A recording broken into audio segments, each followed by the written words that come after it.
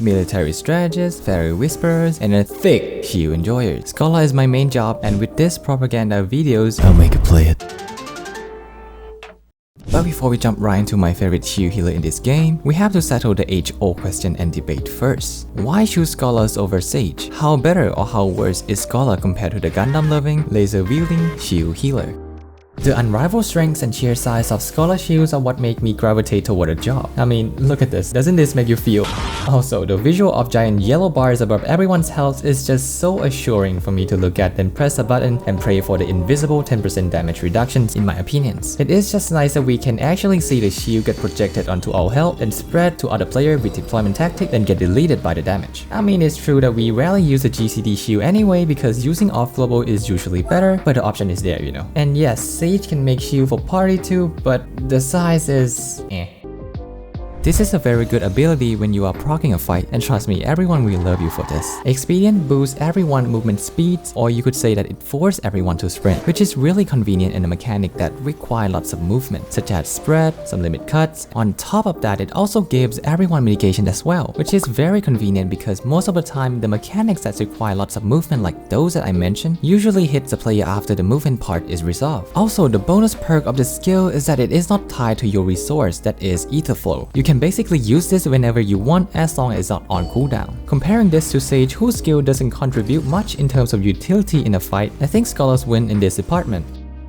The ability to be able to control and move fairy anywhere in the boss arena is what makes Scholar have a better time reaching everyone in the field than Sage, whose almost every skill is projected from their own hitbox. This allows Scholars to not have to worry too much about the positioning of themselves when they have to heal due to the fact that they can just place their fairy at the center of the arena and be able to reach everyone easily. Though you have to micromanage the fairy placement from time to time as a mechanic resolve or if the arena shifts, but that's the trade-off for it. Now with that out of the way, we can now look at Scholar in a deeper detail, starting with this one for my fellow Pinterest user out there. Scholars strongly represent the Dark Academia vibe because of a reference to the books and education. Although the Dark Academia aesthetic is more of a liberal and philosophy studies, while Scholar here delve more into military tactic and strategy according to the lore. But those are not important as the fact that you can smash bosses with your f***ing book.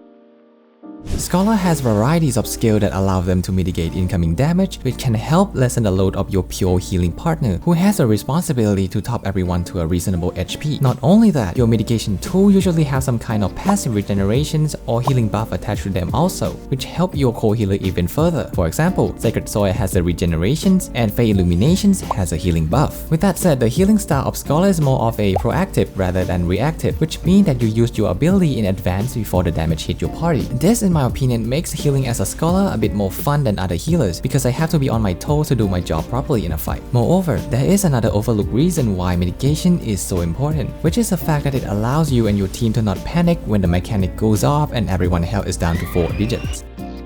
Scholar has some of the unique and interesting mechanic when talking about how their toolkit work. Their skill have some conditions or work in a unique way that other healers don't have. For example, Excogitation, which is a skill that you can slap on anyone, and if they fail below a set threshold, then the skill will proc and heal them up. Recitation, probably one of the few abilities in this game that guarantee critical hit. Deployment Tactics, make you able to spread your shield from one person to everyone in the vicinity, which can be comboed with the previous mentioned Recitation. Moreover, there is the fairy that passively heals your teammate when their health is not full. And when you think you need more resources to heal or DPS, you can just eat the fairies and gain more resource. Oh, and you can also summon the big fairies called Seraph, which is your fairies but on steroids, because she will also cast shield on top of the usual healing as well. With this all combined, I think it's safe to say that Scholar Arsenal is like a fun box that is really enjoyable to mess with the layers of complexity that the OGCD, DCD, and fairy skill combine. In my opinion, healing as a Scholar is really fun. The comfort that the job gives you when healing in the dungeons, especially in big pool, is really nice and satisfying. Plus the feeling of when you see the tank's health barely goes down is just... That's a 10.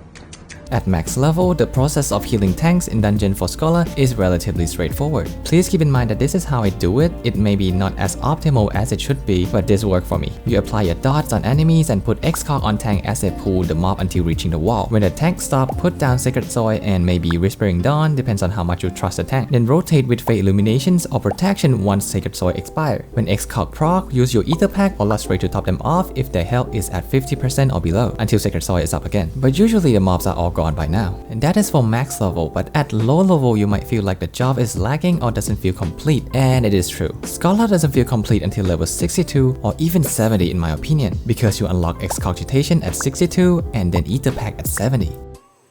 Chain Stratagem is the main reason why Scholars are always welcome in any team compositions, because the said skill boosts everyone's critical chance by 10% when attacking an enemy with this debuff on them. Pairing this with Dragoon Battle Litany and your teams are already on your way to beat them boss up real bad every 2 minutes. Although not as majors, Energy Drain is also another great contribution to the Scholar DPS department if used during opener or reopener.